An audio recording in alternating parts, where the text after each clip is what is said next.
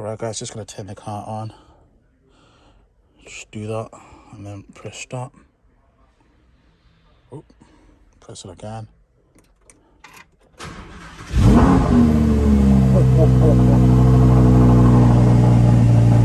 And there we are. There we are. There we are. Lovely.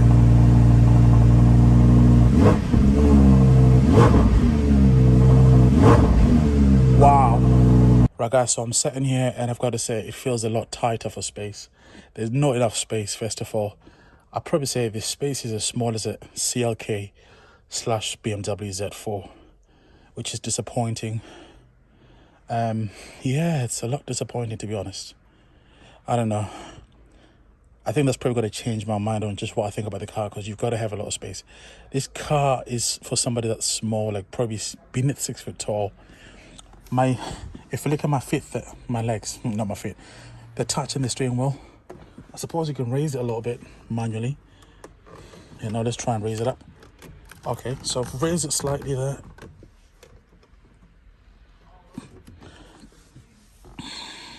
But then the problem is you kind of feel like you're hemmed in. You feel like you're in a go-kart. The C is a small car. Yeah, very interesting. But nonetheless, let's move on from that. So let's look at everything else. So the steering wheel itself, it followed the Ferrari brand by taking everything from the back and putting the light switches, the indicators on the steering wheel itself. It does look a bit busy for my liking. Then you've got your wipers there, the speedometer for the wipers. Then you've got your cruise control and all that good stuff as well. So you get this, I think it's about probably 12-inch screen just behind there. You don't get the center screen, you just get everything, all your information just on there. Then you get this, it's kind of like a Manettino. So this is where Lamborghini bought from Ferrari. These are obviously both Italian brands and they compete as well, but I think, you know, Ferrari are a lot better, to be honest. I think Lambo's got a better sound and a better design. They look more unique and angry, like a bull, whereas Ferraris are more like a beautiful woman in a beautiful dress that can dance, but at the same time she's got that class. And I think it's nice to have that next to me so I can compare it. That's got sweet lines. And also I've just reviewed a 488 GTB as well, so I can compare this to that as well. And so yes, as I was saying, like that's like a little Manettino for Lamborghini. So you've got Strada, that's for street. Then you've also got Sport. Then you've got Corsa. So Corsa is your very aggressive mode, where I think the ESC is kind of half turned off, so it allows you to have a little play with this car. But you've got to know what you're doing with this car, because it's a rear-wheel drive. It's not the 610-4. So if you don't know what you're doing, you will definitely find yourself, you know, coming off the road quickly. So as I'm sitting here, I feel like as if I'm in a, I suppose maybe the interior and the size of it has to mimic the fighter jet. So if you look at the air vents there, they've also got the weird shape as well with the honeycomb grille style. Then you got the toggle switches over here for your lights. And as you move to the middle there, you've also got your other buttons as well for your functions, such as your windows. That's for your lift as well, which is very important when you come to those tricky London Underground parking spaces. When you're coming out, it can get a bit tricky, so you can raise the front axle. Then you can turn ESC off if you're brave, parking sensors, auto start stop. I mean, who wants to have start stop on this? Then your windows as well. Then you've also got a little screen in the middle as well. Then that's your air vents as well, which have got that fighter jet style about them. Then you've got Lamborghini on there. We just opened the glove compartment. That looks very tiny. You can barely fit anything in there. You've also got door beams, enough to put like maybe a can of Coke, something like that. Then I also like how the door handles also again follow that shape as well.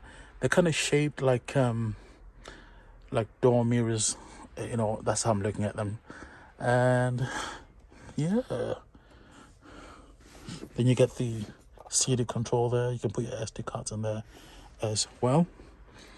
And as we come up here as well, you've got your navigation buttons. I don't like how you've got your navigation buttons and menu and all that stuff, but then you don't have a screen over there. It's a lot confusing, because when you're changing stuff, you've got to look at this screen right behind the steering wheel. So it just kind of does get a bit confusing. You might have to park the car up so you can just, you know, make your changes. I'd have preferred if they had the function buttons on the screen, just so it's a lot easier. So that's your toggle switch there. It's like a fighter jet, so you just flick it, then you'd press start. Then that's also your gear selection there, so that's your reverse there, so you just pull that to reverse, then the parking camera will come on as well. Then that's your park, that's your other buttons as well.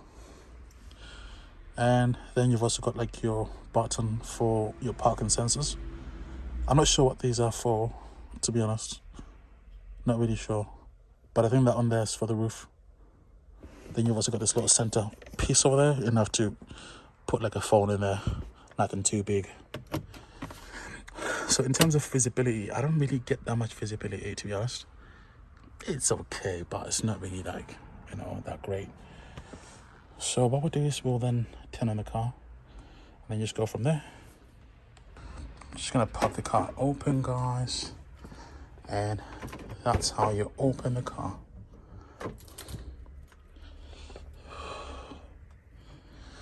Right, I can't really open the car that wide because I don't want to catch the glass there, but as you guys can see there, that's the inside, that's the door, that's the beautiful pattern which follows the outside again with the honeycomb pattern.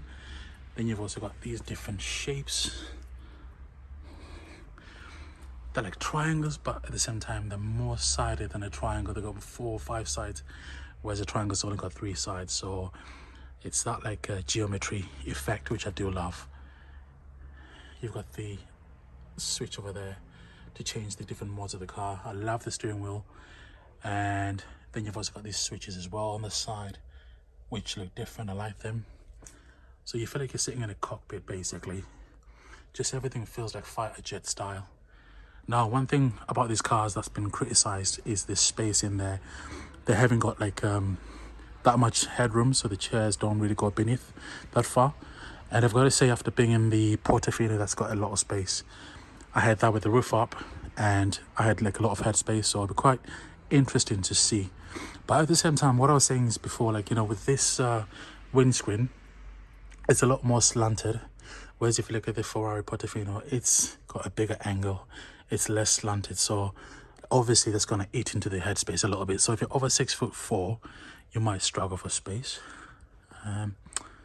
Yeah, let's just get in.